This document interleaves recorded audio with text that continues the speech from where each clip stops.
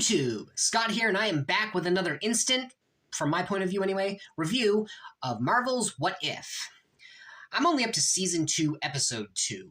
What if Peter Quill attacked Earth's mightiest heroes?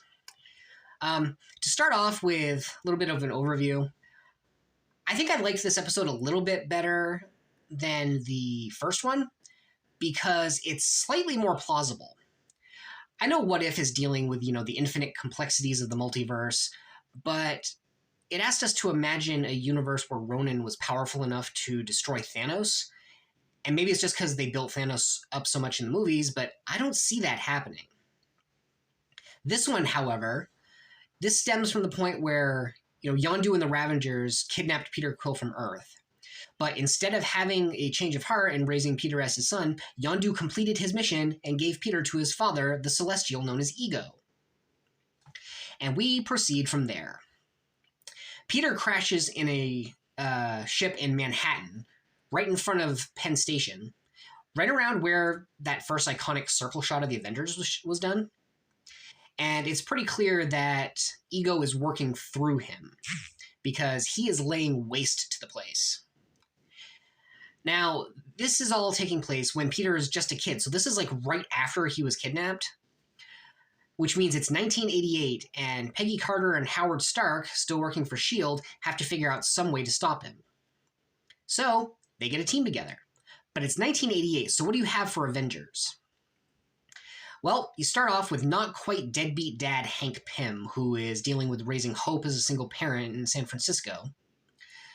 And his protege, as you may remember... Wow, I can't talk today.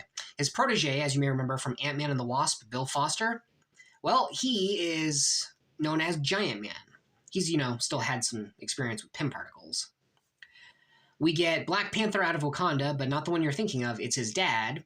And presumably this universe is also different in the fact that hopefully 4 years from now, T'Chaka won't kill his brother and give the world Killmonger.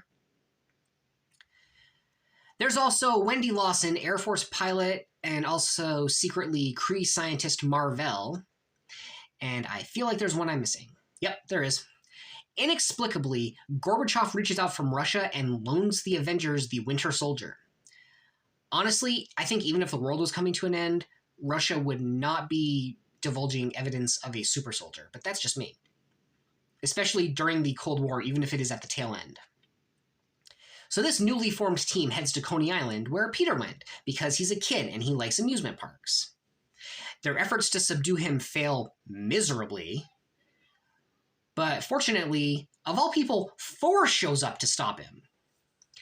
Now, this Thor is not, the fun devil-may-care kind of Thor we got from the original Thor movies, because this is a universe where Jotunheim and Asgard have already been destroyed, so he is already way more serious.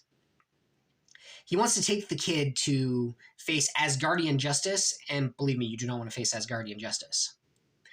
But while this entire team is arguing about what to do with Peter, Hope finds him.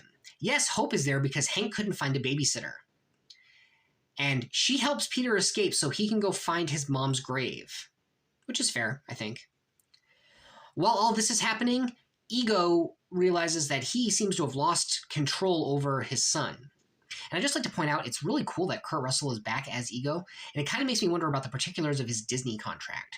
Because if you don't know, he started off as a child star with Disney, and then went off and did all kinds of other movies, came back for Sky High, which I think is a Disney movie, and then this.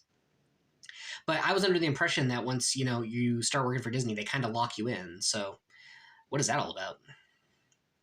But anyway, Ego heads to Earth to not only get his son, but, take on the Avengers and get a hold of that celestial seed he left in Missouri. The one that'll grow and encompass the whole planet and basically let him eat it? No. Kind of a Borg thing he's saying like everybody will be him. Yeah, it's weird. He's taking on these Avengers in the Mojave Desert, because that's apparently where this secret base is, and raises up an army of golems to fight. Meanwhile, Hank and Wendy go after Peter, who is at his mom's grave in Missouri, and somehow Bucky is already there, ready to kill him. He's got his Russian handler, in his ear, asking if he's ready to comply, because we got to have a few Easter eggs in this thing. Thankfully, Howard hacks into the communication and talks Bucky down by invoking Captain America, because nothing gets through to Bucky Barnes like Steve Rogers, apparently. Not that that should matter, because he's, still the Winter Soldier. He's still got programming. He can still be activated. But Hank and Wendy get Peter back to the Mojave Desert from Missouri, because I think they're flying an early version of Quinjet. And Ego makes the same mistake he did in, which one was it? Guardians 2, telling Peter about how he killed his mom. I would say, you should have learned by now, but this is the first time he's doing it. And Peter decides, you know what? I'm not going to listen to you anymore, Dad. And I believe he draws the Celestial Seed, that part of Ego, into himself, which gives him enough power to destroy his father. Or at the very least, stop him for a very long time. And you get this nice ending scene at Hank's place where everyone sits down to dinner, except Bucky, who's off on his own again, which is just so ridiculous, because some Hydra agent's going to find him. And then Thor points out, there are so many other planets out there where Ego actually did take over, and they need to be disinfected, I guess. So, this group, including apparently Hope, who has no powers, Peggy and I think Howard, who have no powers, and Goose the Cat, who Mar-Vell brought along right at the end, are the new Avengers, or at least the Avengers of this world. I wish him well.